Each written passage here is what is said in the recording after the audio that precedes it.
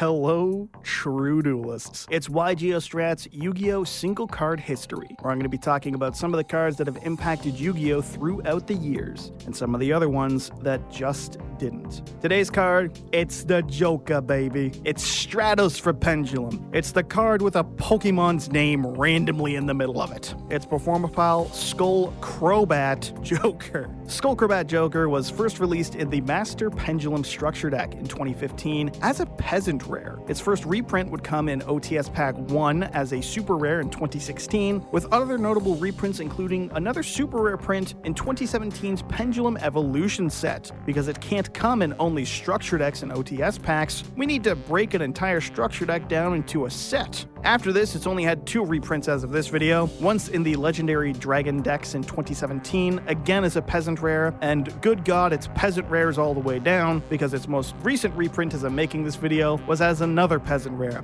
in OTS Pack 19 in 2022. For time on the ban list, this card truly lives up to the Acrobat reference, with it having been limited just 2 or so months after its initial release on the February 2016 ban list. This was one of 6 cards hit as a part of the contingency to stop Pepe, because those hits weren't needed. It would stay limited for about a year before shooting back up to the unlimited status on the June 2017 ban list, because it was Master Rule 4 and Pendulum wouldn't be a problem, plus it would keep Spiral in check. Well, that's what some people figured. Neither was true, because Spiral was still tier 0, and after it was it, Electromite Turbo plussed off of plussing, if Pendulum wasn't playing one of the 2 available FTKs for it to play at the time. This resulted in Joker getting banned on the February 2018 ban list, where it stayed until July of 2021. We were graced with a return to form, with it being limited, and it was actually semi-limited on the following ban list in October of 2021. Finally, it's back at unlimited as of the February 2022 ban list. As of this video, it's at 3, but who knows? If history repeats itself, this will be hit again. A level 4 Dark Attribute Spellcaster type Pendulum monster with 1800 attack, 100 defense, and a scale of 8, its Pendulum effect reads: you cannot Pendulum summon monsters except Performapal monsters, Magician Pendulum monsters, and Odd Eyes monsters. This effect cannot be negated. And its monster effect reads: when this card is normal summoned, you can add 1 Performapal monster, Magician Pendulum monster, or Odd Eyes monster from your deck to your hand, except Performapal Skullcrobat Joker. To get it out of the way, the scale effect is irrelevant. It reeks of old-school Pendulum design philosophy of locking you into certain cards to try and keep Pendulum in check, generally speaking. The comedy, of course, being that of the 3 archetypes you're locked into, Performapal and Pendulum Magician were both solid. There have been plenty of times where scaling Joker wasn't a bad thing. At worst, it just wasn't the ideal thing. Still, the lock is a lock, and depending on the deck or the format, it can be a bad idea. But I'm getting it out of the way to say that, yeah, this card can be scaled, but that has nothing to do with why people play it. No, it's seen play because this is a Stratos for 3 major and 2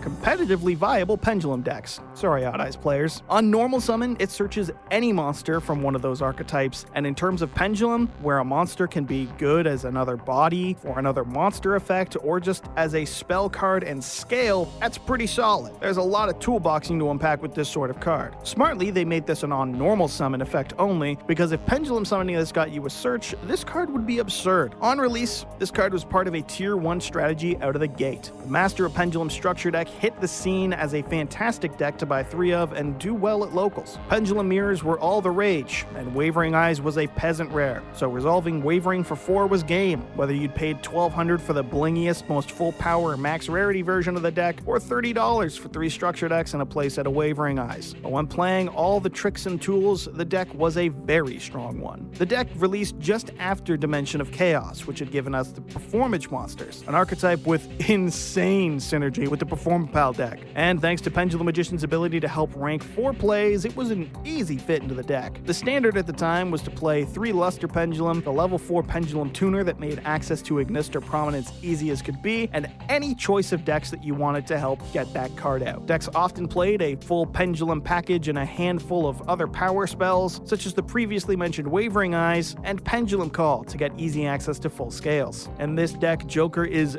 the normal summon of choice, being the best card to start with to get any number of your plays started, be it searching a Pendulum Magician like Dragon Pit Magician to help clear out back row before the Pendulum Summon, or just Dragon Pulse Magician for another level 4 to abuse as Xyz material or as a scale. Some players opted to play a version of the deck with a Magispector engine incorporated as well, another archetype given to us in Dimensions of Chaos. All scales of 2 or 5, they almost all searched something on summon, be it a monster, a spell, or a trap for the Magispector archetype, and of course then there's the boss monster, Kieran. All of them were untargetable and indestructible by the opponent's card effects, making them a nuisance to say the least. And by combining them with the Pendulum Magician scales, you could not only loop the spell and trap abuse, but you could also get consistent access to Kieran. A bounce turn after turn, Kieran paired beautifully with Joker. Bounce an opponent's monster on their turn and a Joker, and you've now disrupted their turn while setting up yours by giving you your best normal summon in the deck ready to go, once they pass their turn. This wasn't the best version of the deck at times, certainly not in my opinion, but man, is it a great showcase of how annoying and brutal the Joker-Kieran combo is, to use the word combo in very heavy quotations. The card's biggest claim to fame, however, I think we can all agree, comes in January of 2016, right up until its limiting in February of the same year. The release of Breakers of Shadow introduced a number of powerful cards. Mermail got their own best normal summon, which I'm throwing in because I'm a fanboy, don't at me, but really, in the broad sense of the game, MST got power crept with Twin Twisters, and Solemn Strike gave us Divine Wrath and Blackhorn of Heaven all in one card. Oh, and Performapal's Monkey Board, Guitardle, and Pendulum Sorcerer made it so that the game had its next Tier 0 deck at that time. Performapals, or Pepe as it's better known, didn't just step into the limelight. It curb stomped the entirety of the game out of it and took that light for itself. And Joker again played a very key role with even more applications this time. It could search Monkey Board, which meant it by itself could get you full pendulum scales for a fat pendulum summon. Searching a Lizard Draw or Guitardle could get you more draws for more plays from your deck, and best of all, by searching the new Performapal Pendulum Sorcerer, you had a card to not only search more cards from your deck, but to do so it would pop cards you control. This meant you could clear a Monkey Board to activate another one, or even better, pop a Plush Fire, getting you a search off the Sorcerer, and a free summon from deck off the absurdly broken Fire Ice Cream Cone. This deck was leagues above everything else at the time, able to set up powerful first turn boards, including Traptrix, Rafflesia, Cyber Dragon Infinity, if you were skilled and you opened Wavering Eyes, not to mention, if you gave this deck even a millimeter of opportunity, it could and would OTK you thanks to cards like Performance Trapeze Magician. Joker was suddenly not just the best normal summon in the deck, but a toolbox enabler to offer a number of plays for the best deck in the game. The deck was so good that it infamously got 29 out of the top 32 spots at YCS Atlanta in 2016, prompting an emergency ban list from Konami. But even after the deck lost 13 cards, with 2 3-ofs being banned, 3 3-ofs being limited, and a ban to Ptolemaeus to remove its ability to play Cyber Dragon Infinity, this deck was still a contender in the meta. With half the Performage engine banned, it was dropped from the deck entirely, instead becoming Dracopals. This deck played the remnants of Pepe, and often threw in some sort of Pendulum Good Stuff cards to fill in the missing pieces of the former Tier 0 deck. Some players opted to play the Guiding Ariande builds, teching in the Fairy Pendulum, and some counter traps for it to search out. Performapal Pendulum Sorcerer was still solid to pop it, and its level 4 status meant it was right at home fitting in rank 4 plays or the Ignister play when they could summon that. And again, searchable stuff off of the Joker. Dark Dracopal was of course another build, opting to play some powerful generic dark cards like Armageddon Knight to send cards such as Blackwing Zephyros to bounce scales for a free rank 4, or Shaddoll Dragon to pop the opponent's back row. The deck infamously had access to Evil Swarm Nightmare for a non-once per turn Book of Eclipse on special summons, and was pretty great at outing Cosmo ships or just blanking an opponent's pendulum summon. The last general option at this time was to go back to what the deck had been playing before Pepe, throwing in more Pendulum Magicians or even Magispector cards. Kieran was as powerful as ever, and more noticeably now that Tier 0 was gone, and Joker was playing the same diverse role it had been before, just now with a little less consistency. That being said, if you got Kieran and Joker going on, that was a very annoying thing, since now they had near limitless access to what should be a limited normal summon. Gotta love those one-of combos. 2017 would inevitably introduce to us Master Master Rule 4, however, and with it the death of pendulum summoning. Until we got Electromite, and then the dead deck was suddenly one of the best ones again, if not the best one, depending on who you ask. The release of Lynx meant that pendulum summoning from the extra deck was a much more costly, or perhaps better put, much less free execution of an act. Electromite helped to mitigate that severely, giving advantage and consistency to pendulums, and especially pendulum magicians, who had received a number of new monsters, including Astrogaf Sorcerer, who together could make pluses for days with Electromite and the Sorcerer. Joker again played a key role here, able to search out Double Iris or Purple Poison or whatever it felt like that the player wanted to get access to. Oath Dragon was especially good in Master Rule 4, helping to make larger pendulum summons without the need for link arrows, and of course Harmonizing Magician was searchable as well, giving the deck access to synchros and just more materials on the board. Pendulum once again became a going first build a board type deck, not dissimilar to Pepe before it, and was one of the top dogs after Spiral. Hilariously, despite being one of the best pendulum monsters in general at the time, it wasn't actually used often in the 2018 Pendulum FTK decks more often than not, but its use in Electromite Turbo was still enough to get this card banned. With its return, however, it has showed up sporadically. Pendulum is more often than not good stuff.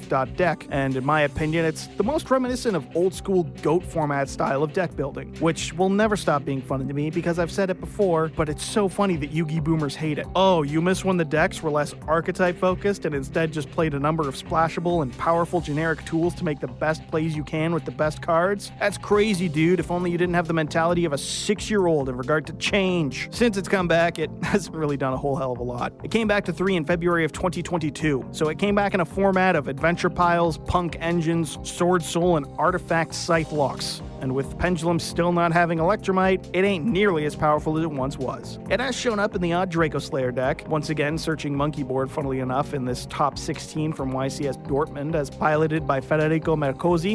Apologies for the pronunciation, I'm violently North American, there's nothing we can do about it, I'm sorry. There, the Monkey Board could search out Performapal Odd Eye Synchron to help make a fat pendulum summon quote-unquote for free, and then even use Synchron's effect in scale to help make a tuner for more plays. This was mostly a spicy tech, however, and not many Draco Slayer deck lists opt to play it. Which brings us to today.